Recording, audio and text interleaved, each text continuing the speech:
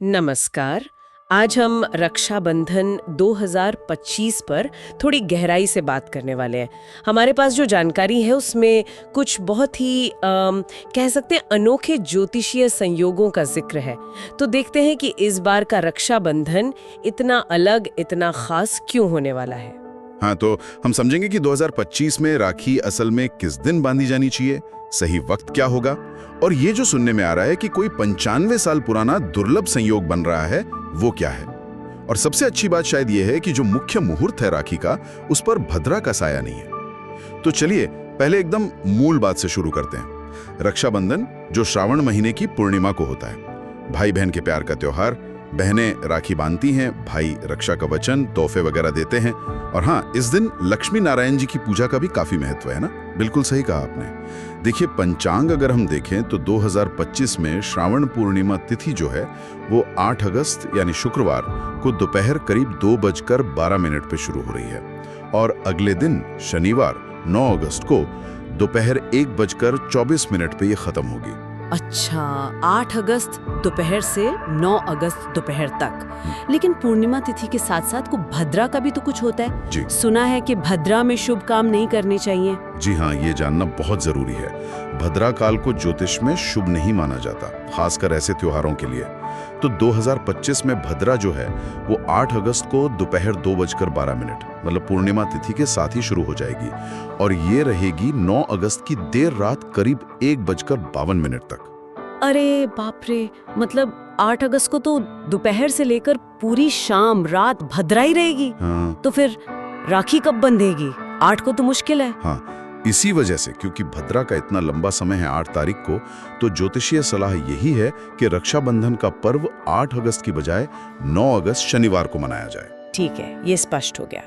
तो फिर 9 अगस्त को राखी बांधने के लिए सबसे अच्छा, सबसे शुभ मुहूर्त कौन सा रहेगा?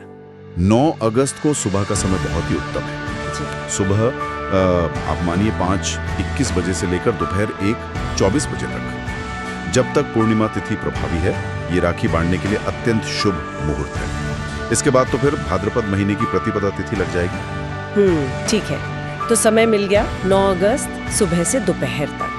पर अब उस खास बात पर आते हैं। ये जो 95 साल पुराने संयोग की बात हो रही है, क्या है ये?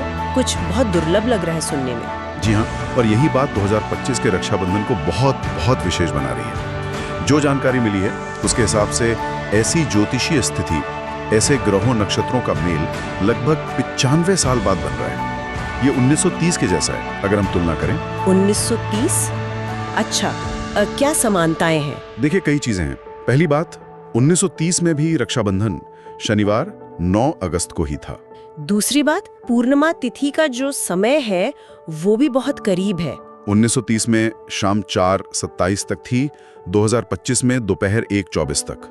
शुरू होने का समय भी लगभग वही है, बस 5 मिनट का अंतर है। और श्रवण नक्षत्र? वो भी दोनों सालों में मौजूद है रक्षाबंधन के समय। कमाल है, तिथि, वार, नक्षत्र। हाँ, और एक बहुत महत्वपूर्ण योग है, सौभाग्य योग। ये योग 1930 में भी था और 2025 में भी बन रहा है। जैसा नाम से ही जाहिर है, सौभाग्य योग भाग्य और समृद्धि के लिए बहुत शुभ माना जाता है। ये 2025 में 10 अगस्त की देर रात तक रहेगा। वाह, सौभाग्य योग भी? मतलब 95 साल बाद इतनी सारी समानताएं, ये तो अद्भुत है। क्या 9 अगस्त को कोई और भी शुभ योग बन रहे हैं? जी हाँ, एक और बहुत शक्तिशाली योग है सर्वार्थ सिद्धि योग। ये भी 9 अगस्त को सुबह 0547 बजे से दोपहर 2:23 बजे तक रहेगा। सर्वार्थ सिद्धि योग मतलब सभी इच्छाओं को सिद्ध करने वाला, कार्यों में सफलता दिलाने वाला योग। इन सब दुर्लभ ज्योतिषीय संयोगों का ये जो 95 साल बाद बन रहे हैं, इनका मतलब क्या निकाले? इसका महत्व क्या है? देखिए, इसका महत्व बहुत गहरा है। जब लगभग एक सदी बाद ऐसी स्थिति बनती है तो ये संकेत है कि ये समय खास तौर पर शक्तिशाली और शुभ है। इस दिन जो भाई बहन के रिश्ते की मजबूती के लिए जो परंपराएं हैं, जो पूजा पाठ है, या परिवार में सुख समृद्धि की कामना, लक्ष्मी नारायण जी का आशीर्वाद पाने के लिए जो भी किया जाए, उसका फल कई गुना ज्यादा मिलने की संभावना होती है। ये सिर्फ एक ज्योतिषीय घटना नहीं है, ये हमारी परंपराओं और भावनाओं को बल देने वाला एक विशेष अवसर है। समझ गई। तो अगर हम सारी बातों को समेटें 2025 का रक्षाबंधन असल में 9 अगस्त शनिवार को मनाया जाएगा। राखी बांधने का सबसे शुभ समय सुबह 5:21 से दोपहर 1:24 तक है और इस मुख्य समय में भद्रा का कोई डर नहीं है। और सबसे खास बात, ये 95 साल बाद 1930 जैसा एक दुर्लभ संयोग लेकर आ रहा है, जिसमें सौभाग्य और सर्वार्थ सिद्धि जैसे बड़े शुभ योग भी शामिल हैं।